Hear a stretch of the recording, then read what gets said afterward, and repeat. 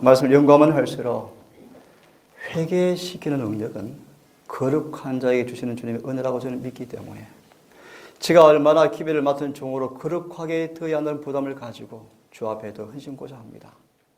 부족한 저를 위해 기도해 주시고 정말 이 작은 교회, 우리 동산교회지만 미력하지만 여러분의 영혼들을, 성도들을 깨우고 준비시켜서 죄에서 거룩하게 정결케 하여서 그분 오시는 그날 평강 가운데 재림을 준비하는 한 교회 백성으로 만들기 위한 조그마한 일익을 감당하는 교회로 이해해 주시고 기도를 간절히 부탁을 드리겠습니다. 나가서 내가 과연 어떤 사람 되어야 마땅한지, 누가 과연 하늘의 신민으로 합당한지 그 사실을 아무도 속임당할 필요가 없고, 과연 내가 예수를 믿으러 하는 가운데서 과연 그분을 맞을 준비가 되어가는지 라는 사실을 정확하게 진단하고 내 병을 깨닫고 고침받을 수 있는 기회가 주어진 책이 산상보훈이라고 생각이 들어집니다. 또한 나아가서 하늘가는 노정표 속에서 마귀의 전략과 전술과 괴혈과 기만과 어떻게 성공적으로 마귀를 승리해서 흠도 점도 없이 그 앞에 설 수 있는가 방법이 대쟁투에 나와 있습니다. 나아가서 우리가 예수를 참으로 믿게 되어질 때 정말 믿는 자에게 이루어주시는 경건의 비밀이 뭔지, 복음의 목적이 뭔지 다시 말합니다. 예수님의 생에 나타난 그 놀라운 의의가 어떻게 믿는 자 속에서 전가되어지고 날마다 나누어져서 마침내 우리 안에 그분의 거룩한 품성이 어떻게 죄에 넣어지는가, 그것이 무엇인가, 모범이 무엇인가, 청사진이 무엇인지, 어떻게 우리가 그 놀라운 그 복음의 목적이 내 삶 속에서 이루어갈 수 있는지를 생생한 실물 교훈으로 증거한 책이 시대소망입니다, 여러분.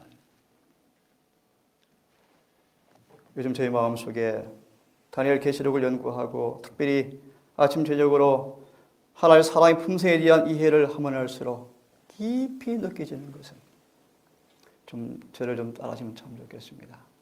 예수님을 알수록 죄의 극악함이 더 깊이 깨달아지고, 예수를 알수록 품성의 표준이 높아지고, 예수를 알수록 자아는 더 겸비해질 것이다. 오늘 저는 이 시간 물과 성령으로 거듭나지 아니하면 말씀을 드리기 원합니다.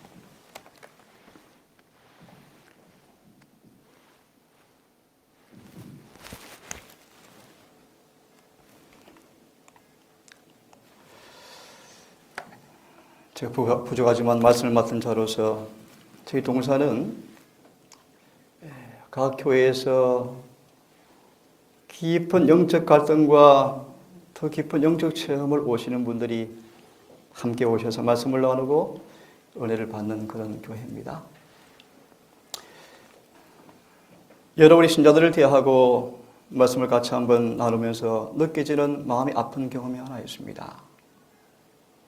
많은 재림 성도들이 재림을 목전에 두고 진정으로 물과 성령으로 거듭난 것이 무엇인가를 거의 체험하고 못하는 사실을 발견하게 될 때마다 마음이 부담스럽습니다.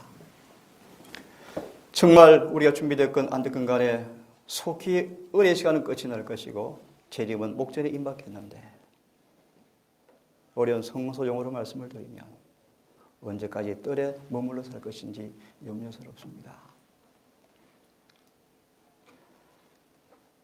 오늘 주제를 통하여 다시 한번 여러분의 신령 가운데 시편 51편을 보시면 그렇게 되어 있죠. 하나님께로 돌아가는 방법이 공개되어 있다. 우리 어떻게 그분께 돌아가는가? 어떻게 그분께 돌아가서 죄를 고침받는가? 어떻게 죄에서 정결해지는가? 어떻게 내 안에 그분의 사랑의 품성이 완성되어지는가?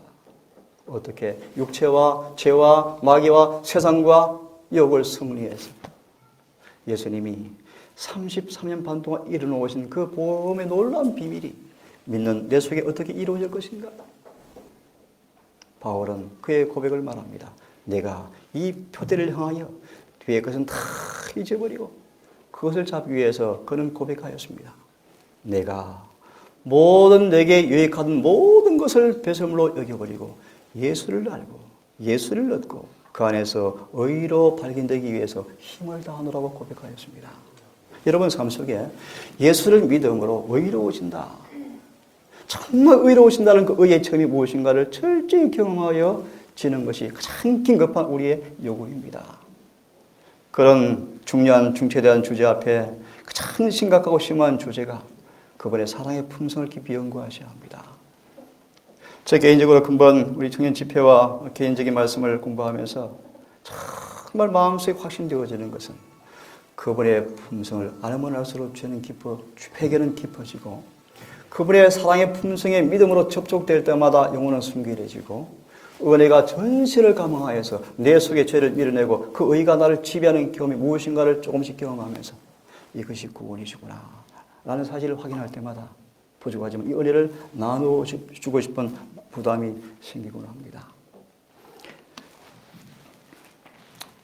여러분, 바울은 우리에게 성령의 감동으로 이렇게 우리에게 증거하고 있습니다. 하나님은 모든 사람이 구원을 받으며 진리를 아는 데 이르기를 원하느니라.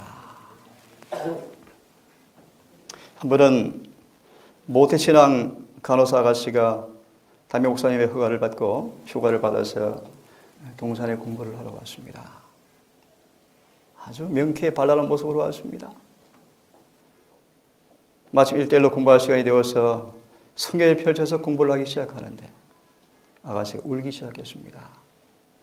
왜 울었는가? 원장님, 제가 구원받은 줄 알고 있었는데 아직 회심의 경험도 없는 사람이었네요. 깨달았습니다.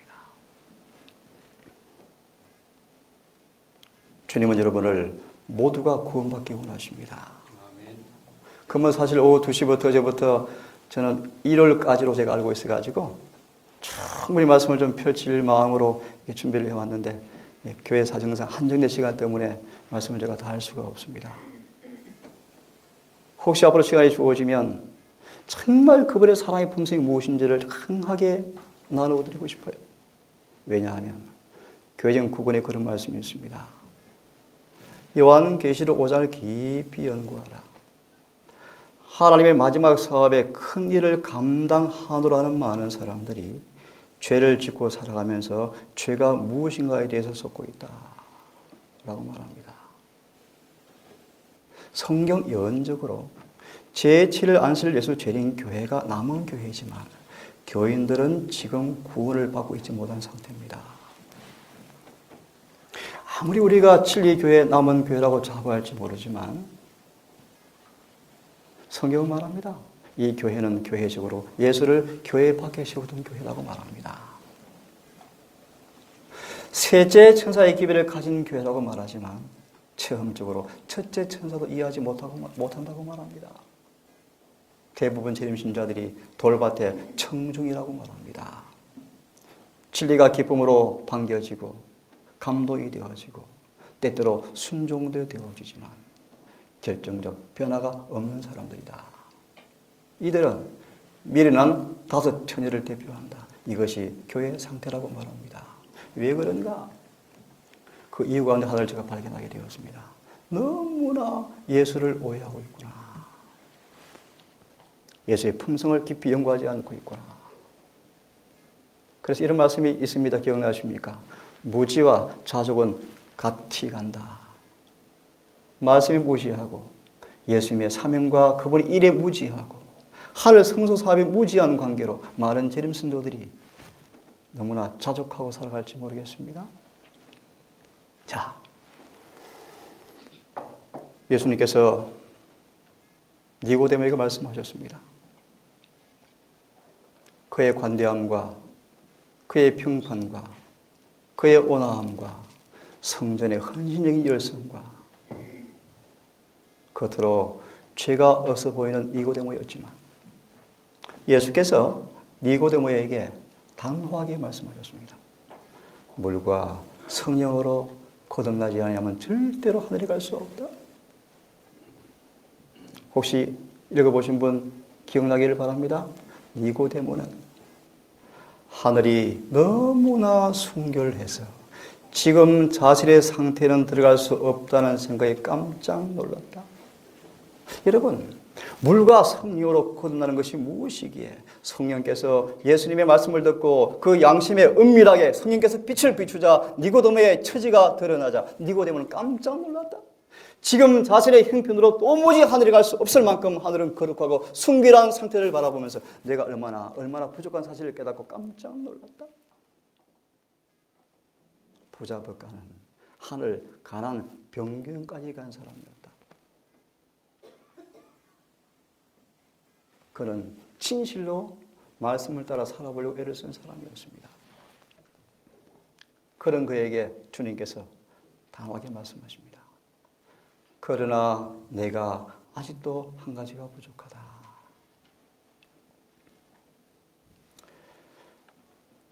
다시 말합니다. 주님 모든 사람이 구원을 받고 진리를 아는 데 이르기를 원하십니다. 감추는 보화를 보시면 우리의 구원은 진리를 아는 데 달려있다고 말씀하십니다. 그것을 안다라는 말의 의미가 뭔지 아십니까? 진리를 체험한다 뜻입니다. 요한복음 8장 31절을 말씀하죠. 너희가 내 말에 거하면 진리가 알아진다. 그 안다는 사실입니다. 진리에 거할 때 진리가 알아집니다. 진리에 거하는 사람은 참 제자입니다. 참 제자의 열매가 드러납니다. 진리를 알지니 그 진리가 너희를 자유케 하리라. 어디에서요? 죄에서요. 이름을 예수를 알아. 이는 그가 자기 백성을 죄로부터 구원할 자이십니다. 여러분 죄에서 구원받기를 간절히 바랍니다. 아직도 죄에 넘어져 계십니까? 아직도 죄에 대한 승리를 하지 못하십니까? 예수를 참으로 믿기를 바랍니다. 저는 개인적으로 확신합니다. 예수님은 우리를 죄에서 구원하시는 분이십니다. 나아가서 더 이상 죄를 짓지 않고 살 수 있도록 성령으로 침례주는 분이십니다. 우리 침례식 다 받으셨습니까? 어떻게 침례 받으셨습니까? 아버지와 아들과 성령의 이름으로 침례를 베푸느라 그 말이 의미를 아십니까? 침례 서약으로 자신을 주님께 바친 사람을 삼위 하나님께서 굳게 손을 잡으시고 그들을 흑암의 권세에서 넉넉히 구원해 주시겠다고 새 하나님께서 맹세하신 그분의 선포문입니다. 그분은 거짓말하는 분이 아니십니다. 정말 침례 서약을 지키는 사람들, 다시 말합니다. 주님, 내가 산 것이 아닙니다. 저를 도우십시오. 제 마음의 주인 되어 주십시오. 정말 진심으로 겸손하게 매 순간 예수를 심령의 주인으로 모시는 사람들을 새 하나님께서 굳게 손을 잡으시고 우리를 절대적으로 넘어지지 않도록 지켜준다고 맹세하셨는데 왜 넘어지십니까? 여러분이 배신하기 때문에 배신, 간음하기 때문입니다.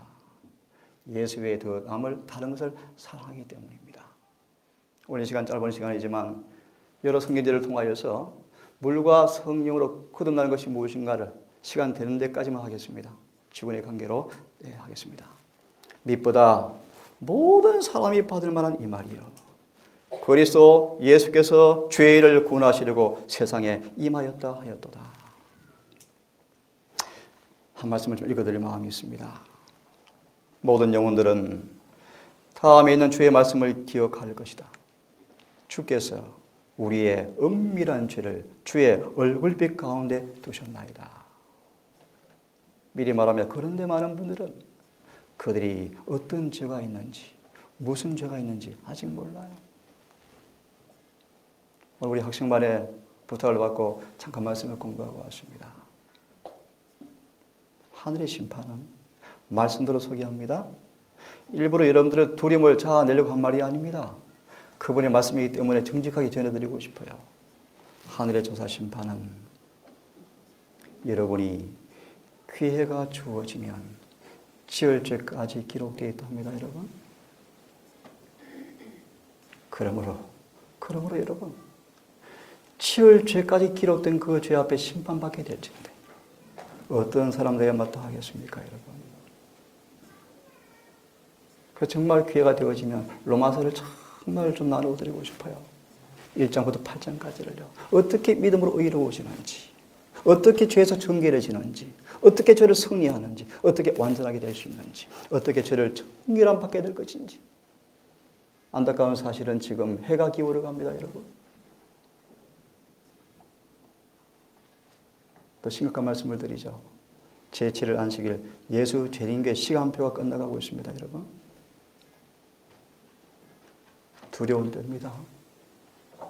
이때 속이 아직도 은혜의 문이 열린 동안에 은혜의 보좌 앞에 가서 피 뿌림을 통하여 죄가 속죄받았어야 하는데 아직도 많은 사람들이 자신의 은밀한 죄가 무엇인지도 알지 못하고 히브리 12장 1절의 말씀처럼 늘 범하기 쉬운 죄와 은밀히 쉬운 죄에 매여가고 있고 어제 한 친구의 어머니의 고백처럼 해도 안 되더라 안 되는 거야. 죄의 능력을 믿음으로 체험하지 못한 양고로 영과 육의 갈등 속에서 오락콩과 소리만 하는 우리의 모습들. 하전자비한 주님께서 지금도 기회를 주어서 오늘 우리 친구들 공부했습니까? 주님은 처녀 마리아에게 성령을 통하여 아이를 낳으라고 명령하셨습니다. 처녀가 주께서 말씀하시기를 아이를 낳으라고 명하십니다. 마리아가 고백합니다. 주님 어찌 아이를 낳겠습니까? 약속하십니다. 너에게 성령이 너를 덮으면 성령이 임하면 마리아는 고백합니다. 주여 아멘입니다. 주는 불가능한 것이 없습니다. 아멘입니다. 성령이 임하시면 미리 결론 짓습니다. 구원은 성령 충만입니다. 성령 충만해질 때 구원이 완성이 되어집니다. 그 말의 의미는 예수 안에 있는 그분의 의와 그분의 사랑의 품성이 전부 내 것이 되었다는 뜻입니다. 지금 그 말씀 드릴 시간이 없지만 자 보세요. 주께서 우리 은밀한 죄를 주의 얼굴빛 가운데 두셨나이다. 예수를 기쁘게 해드리려면 생각과 행동 양식에 결정적인 변화가 필요한 사람들이 많이 있다. 우리는 우리의 죄를 하나님께서 보시는 것처럼 빛 가운데서 좀처럼 보지 못하고 있다. 많은 사람들은 사단의 권세의 영향으로 죄의 길을 추구하는 습관에 길들어 있고 그들의 마음은 강팍해져 있다. 그들의 생각은 사로잡혀서 사단의 악한 영향을 받고 있다. 그러나 그들이 하나님의 은혜와 능력 안에서 그들의 마음을 사단의 유혹을 대항하는 위치에 놓을 때 다시 너무 중요한 말씀이에요. 원래 많은 사람들이 악한 마귀에 이끌려서 늘 죄의 습성 가운데 살아가면서 늘 실패와 유혹에 넘어지는 삶을 반복하고 있는데 그러나 그들이 하나님의 은혜와 능력 안에서 그들이 마음을 사단의 유혹을 대항하는 위치에 놓게 되어질 때 하나님의 성령의 감화를 받음으로써 그들의 지성은 청결해지고 그들의 양심과 마음은 예민해진다. 그때 비로소 죄가 실제 모습 그대로 나타나게 되어진다. 지금은 저와 여러분들의 병이 무엇인가? 눈이 멀어 있습니다. 요즘 캠프를 하는데 한 청년이 그런 질문을 했습니다. 너무나 예수의 사랑을 오해하고 죄가 죄인지를 모르고 살아가요. 그분은 자비로우셔, 너그러우셔. 제가 이번 시간이 많았으면 그분의 품성을 한 두세 시간 쭉 깊은 얘기를 좀 하고 싶었는데 시간이 부족해서 제가 들을 수가 없습니다. 그분의 사랑의 품성을 올바르게 이해할 필요가 정말 있습니다. 그래서 예수님을 연구하셔야 돼요. 그분의 생애를 깊이 연구하셔야 돼요. 자, 비로소 그럴 때 죄가 실제 모습 그대로 심히 죄태가 보인다. 제가 이 말씀을 서두에 읽어드린 줄 아십니까? 물과 성령으로 거듭나시려면 회개가 일어납니다. 회개가 일어나기 위해서는 죄가 얼마나 심히 죄된가를 아셔야 합니다. 죄의 극악함과 죄의 진상과 죄의 참상과 흉악성과 결과를 뼈저리게 느끼셔야 합니다. 그것이 십자가에 나타난 그분의 사랑 아니겠습니까?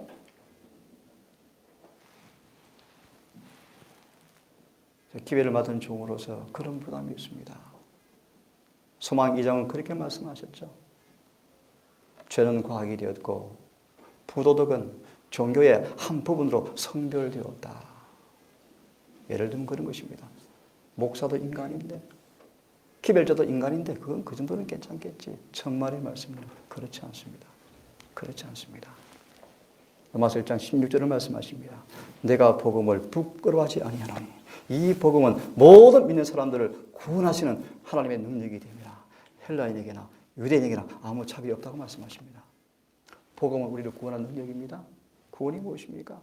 우리의 결정과 결함과 죄에서 고쳐주는 능력입니다, 여러분. 저는 기별자로서 저도 싸우는 투쟁이 하나 있습니다. 저 개인적으로 이분이 극복돼야 되겠다.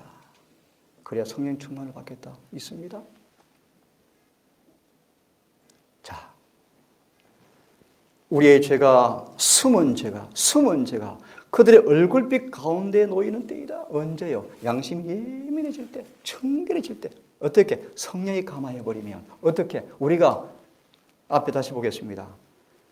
은혜와 능력을 붙들고 사단의 유혹을 대항하는 위치에 우리 자신을 놓게 되어질 때 성령이 감화하시면서 양심과 지각이 청결해져서 비로소 죄가 무언가를 보게 되어지고 숨은 죄까지 보여질 때 비로소 그들은 죄를 하나님께 자복하고 회개하고 죄를 부끄러워하게 될 것이다. 이 경험을 하기를 간절히 바라고 혹시 이 경험을 좀 도와드리기 원합니다. 그러기 위해서 성경을 깊이 연구하셔야 돼요. 예언실을 깊이 연구하셔야 돼요. 예를 들면 오후에 혹시 할 수 있을지 모르겠습니다. 구원이 뭔지, 구원이 무엇인지 결론만 드립니다. 십자가에는 구원의 시작입니다. 구원의 완성은 희생을 해서 완성이 되어집니다. 구원받기 위해서는 속죄받아야 구원이 이루어집니다, 여러분. 주께서 죄를 그들의 얼굴빛 가운데 두신 그 죄를 이제 회개하고 자복할 때 그의 등 뒤로 내어 던지신다. 이제부터 설명을 드려야 되겠습니다. 물과 성령으로 거듭나야 한다 라고 말씀하셨죠? 니고데모는 희미하였지만 성령의 감화가 조금 임하자 구약의 한 성경절이 떠올랐습니다. 희미했지만 니고데모는 물과 성령으로 거듭나야 라는 의미를 조금 알았습니다. 조금 안 상태에서 아까 말씀처럼 그는 짜증이 났고 성질이 났고 깜짝 놀랐다. 아니, 교회에서는 다 인정해 주는데 우리 담임 목사님은 자기 하늘에 간다고 확실한 교인이라고 이야기하는데 사람들은 저 사람이면 하늘에 갈 거라고 말하는데 주께서는 말씀하십니다. 도무지 너는 지금 하늘에 갈 수 없다. 너의 형편을 말하는 것입니다. 물과 성령으로 거듭나는 것이 뭘까요? 이 시간은 짧게 간단하게 말씀을 드리겠습니다. 자, 마태오 3장을 보시면 그런 말씀이 있죠. 요한은 그렇게 고백합니다.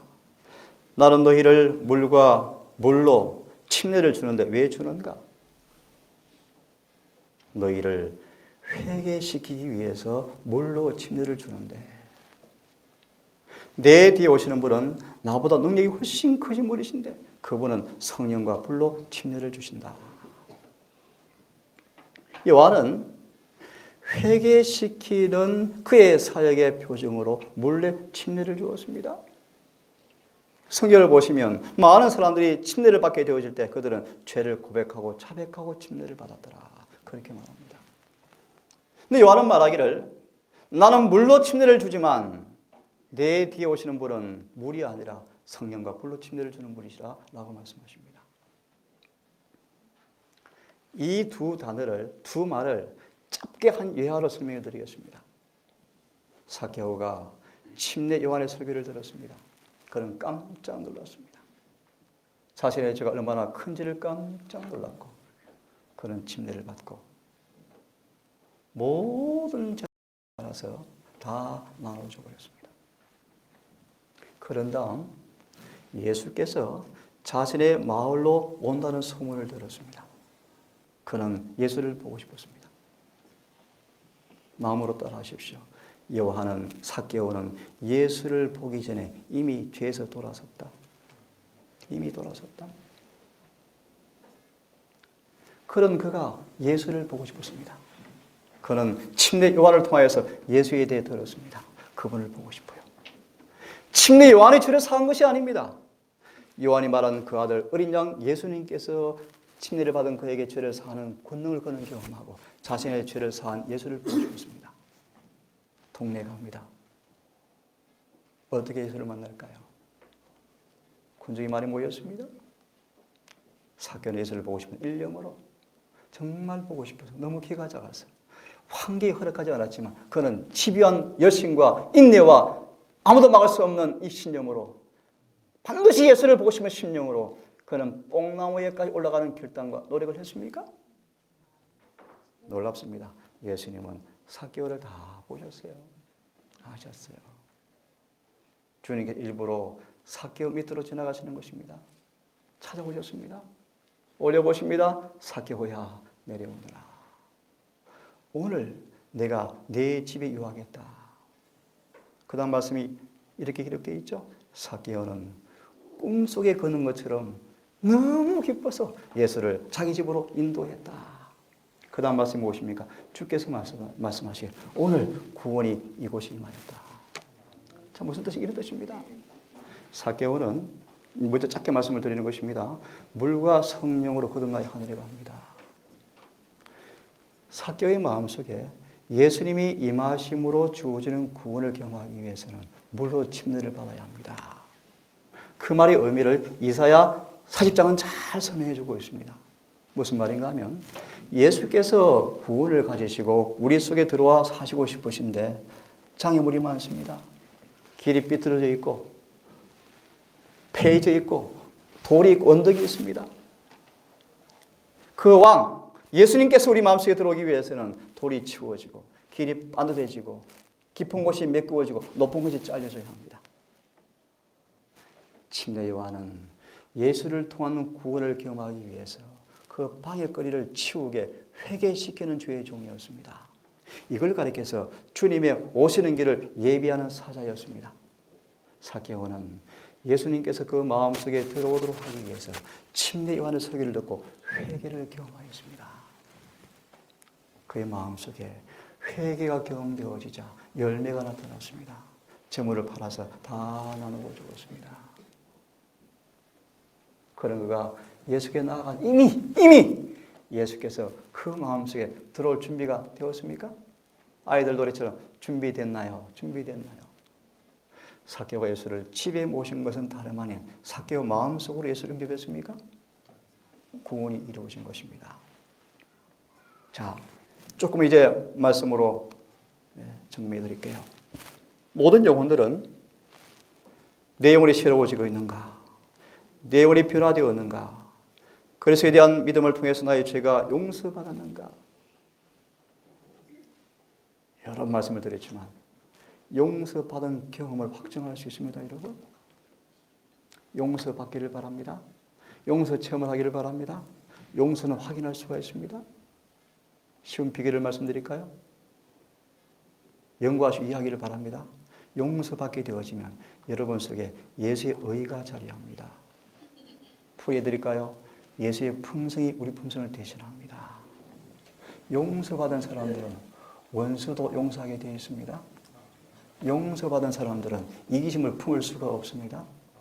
용서받은 사람들은 주어진 빚대로 순종해 버립니다. 용서받으셨습니까? 중생하였습니까? 이 질문 앞에 우리는 각자가 결정적으로 진지하게 되기를 바라신다. 우리는 영적 문제에 있어서 아무도 실수를 범할 수가 없다. 우리가 어떻게 해야 구원받을 수 있는가? 하나님의 생명으로 측정되어지는 그 영생을 선물로 얻기 위해서 무엇을 해야 할 것인가라는 생사에 관한 문제 앞에서 우리는 정직하게 결정적으로 진지하게 연구하고 검토하고 신중히 고려하셔야 합니다. 어제 우리 강현강 집사님께서 막 답변을 하시더라고요. 구원은 선물이지만 많은 성도들이 선물이 무언가를 오해하고 있다. 맞다. 구원은 선물이다.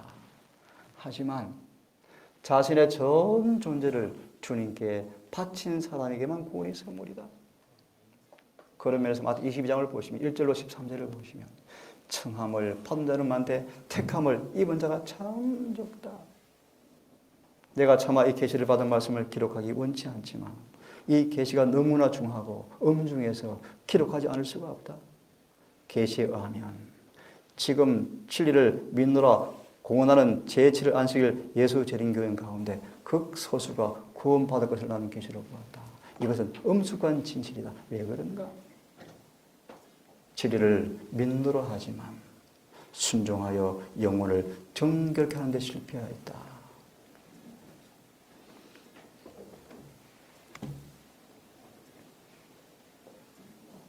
같이 한번 읽어보겠습니다. 시작. 영생의 소망은 박약한 근거에서 얻어져서는 안 된다. 그것은 하나님과 그들의 영혼 사이에 결정되어야 할 문제, 곧 영생을 위해서 결정되어야 할 문제이다. 막연한 소망에 불과한 소망은 그대에게 멸망을 가져다 줌을 입증받게 될 것이다.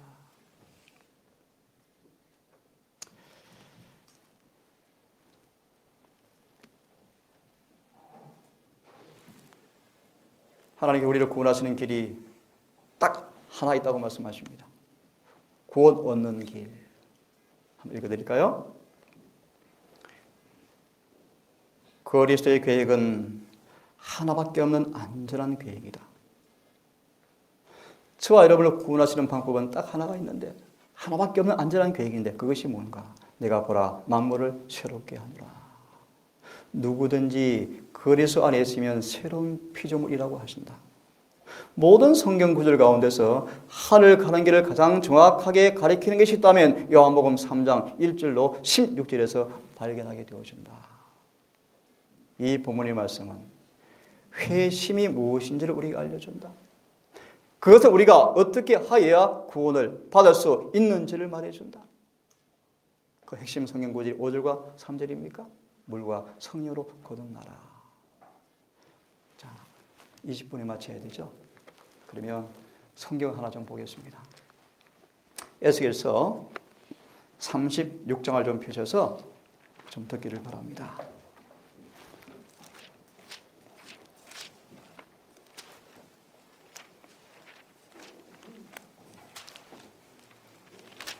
(36장)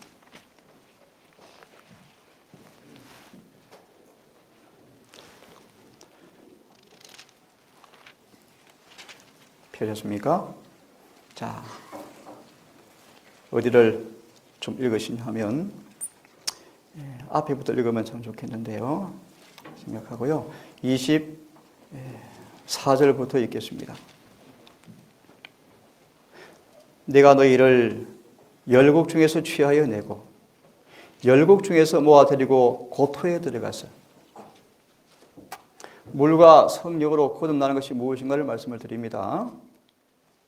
맑은 물로 너희에게 뿌려서 너희로 정결케 하되 곧 너희 모든 더러운 것에서와 모든 우상을 섬김에서 너희를 정결케 할 것이며 또 새 영을 너희 속에 두고 새 마음을 너희에게 주되 육신에서 굳은 마음을 제하고 부드러운 마음을 줄 것이며 여기까지가 물로 침례를 받는다 뜻입니다. 참고로 나중에 읽으십시오. 예레미야 31장 31절로 33절. 이게 무슨 말인가? 이런 뜻입니다. 보세요. 진정으로 회개한 사람에게 마음과 생각에 새 마음과 새 생각을 그분이 넣어주십니다. 그리고 부드러운 마음을 주세요. 부드러운 마음이 뭔가? 의로 기울어지는 마음이요. 이걸 예레미야 31장으로 말씀을 드리면 새 마음과 새 생각이 무엇인가? 한마디로 말합니다. 그분의 십계명을 기록한다 뜻입니다. 로마서를 말씀을 드리면 33년 반 동안 살아서 흠도 점도 없는 그분의 죄 없는 품성을 내 마음과 생각에 넣어준다 뜻입니다. 소망 335 말씀하시기를 예수의 품성과 똑같이 지켜버리다 뜻입니다. 이것을 성경은 칭의다라고 말합니다. 칭의는 그저 어렵지 못한 그들을 칭해주는 것이 칭의가 아닙니다, 여러분. 칭의는 내가 예수와 함께 완전히 죽은 자에게 주님께서 죄를 제거하시고 그 속에 새 마음과 새 영과 부드러운 마음을 주셔서 다시 말합니다. 십계명을 그 마음에 찍으시고 그분의 품성을 성령으로 새기셔서 어렵다고 선포할 때 진짜 어려우십니다. 그게 칭의입니다. 마치 어렵지 못한 그들을 입으로 신 때문에 어렵다고 칭한 것이 아닙니다. 주님은 거짓말하지 않는 분이십니다. 실제 어렵다 칭하시면 어려워지는 것입니다. 그건 창조주십니다. 그 조건이 있습니다. 반드시 회개하셔야 합니다. 반드시 회개하시고 침례를 받으셔야 합니다. 물로 침례를 받으셔야 합니다. 내가 내 죄를 고백하고 자백하면 미쁘시고 의로워서 내 죄를 사하시고 모든 불의에서 깨끗게 하시는 말씀을 참으로 믿고 진심으로 죄를 토하고 고백하고 자백하고 예수 함께 죽는 침례식에 엄숙히 믿음으로 참석할 때 우리 죄가 사해집니다. 제가 한 번을 기억합니다. 침례를 받고 나오는 순간 원한과 불평과 불만이 싹 사라지더니 마음속에. 침례는 단순한 교인 만드는 행사가 아닙니다. 침례는 실제 회개한 사람들을 죄에서 깨끗게 하시는 그분의 은혜입니다. 사랑입니다. 자, 그래서 새 마음과 새 신과 부드러운 마음, 예수의 마음과 예수의 생각, 십계명과 똑같은 마음이 새겨집니다. 이게 물의 침례입니다. 이게 성서로 보시면 번제단과 물두멍의 경험을 통해서 성소로 들어가는 경험입니다. 그런 다음 그 다음 구절을 보시면 이렇게 되어 있죠. 27절 내 신을 너희 속에 두겠다. 이게 무슨 말입니까? 성령께서 내 안에 들어와 살겠다 하는 것입니다. 다시 예수님이 안에 들어온다 그런 뜻입니다. 그렇게 되어질 때 결론입니다. 너희가 저를 좀 따라하시면 좋겠습니다. 너희로 내 율례를 행하게 하리니. 질문 드리고 마무리해야 되겠습니다. 영세의 조건이 무엇입니까? 하늘 가는 조건이 무엇입니까? 성경과 예수는 분명히 말씀하십니다. 하나님의 계명과 조화되는 것입니다. 그분의 율법과 조화되는 것이 영생의 조건입니다. 그럴 진데 우리의 삶이, 우리의 품성이 율법과 조화되어지는 길은 물과 성령으로 거듭나는 것입니다. 나아가서 이제는 로마서 8장 1절 말씀처럼 예수 안에 결코 중죄가 없는 까닭은 이제 그렇게 거듭난 사람들은 다시는 육체를 따라 살지 않고 성령을 따라 사는 경험 속에서 그분이 찍어주신 그 의가 내 밖으로 표출되어서 열매가 드러난 성화가 이루어질 것입니다. 그것이 용서받은 증거 아니겠습니까? 이렇게 마무리해야 될 것 같습니다. 간절히 바라기는 은혜 시간이 거의 끝나가고 있습니다.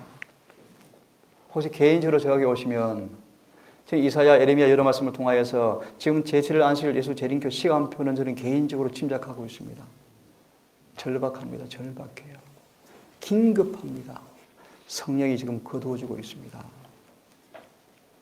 목사님께서 송구하지만 교회 전체 부흥이 없습니다.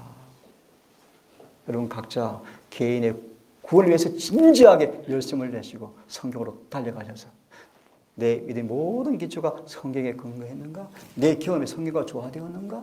그러니까 아무리 기별자로 말을 전하지만 내 품성이 그분과 조화되어 가는가? 점검하시고 책망받게 되어질 때 속히 회개하시고 용서를 받으시고 정말 물과 성령으로 거듭나셔서 성령 충만한 사람 되셔서 드디어 살아계신 인이 처지기 위해서 셋째 천사가 오실 때 우리 이마에, 우리 마음에 그분의 인이 이미 성령으로 재현된 사실을 바라보시고 마무리 작업으로 소요표의 인을 찍는 그 마지막 구원을 경험하시는 그날까지 매 순간 물과 성령으로 거듭난 그 경험 속에서 날마다 성령을 따라 사실 여러분 되셔서 주님 재림의 그날에 그 안전 앞에 다 흠없이 만나는 그 놀라운 구원의 날에 함께 다 보기를 간절히 바라면서 말씀을 마치겠습니다. 기도하겠습니다. 하늘에 계신 아버지, 우리에게 큰 긍휼과 자비를 주셔서 감사합니다. 우리 마음속에 진정한 부흥과 계획을 허락해 주시고 이 교회가 그 경험을 통하여 마지막 새롭게 하심과 늦은 비를 목도하게 하시고 주의 재림을 기쁨 중에 맛보게 도와주시옵소서. 예수님 이름으로 감사하며 기도 올리옵나이다.